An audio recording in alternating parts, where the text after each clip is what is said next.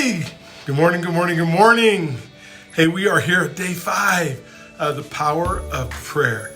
Hey, family, just welcome back to the Family Reset Daily Steps to Strength and Unity. We've talked about presence, words, and forgiveness. Now let's talk about the one thing that can truly transform your family.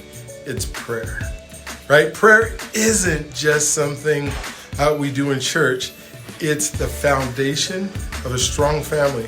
When we pray together, we invite God in our home, our struggles, and our relationships. Hey, Matthew 18:20 says, "For where 2 or 3 gather in my name, there I am with them." Imagine the strength of the family that prays together daily. Prays together daily, right? Today, I challenge you, take 60 seconds, maybe at the dinner table, to pray with your family. It doesn't have to be long or perfect. Just start.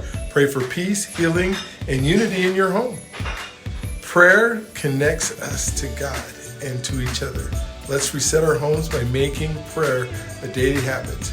We'll see you tomorrow for another step forward towards strength and unity. Have a great day. We'll talk to you tomorrow.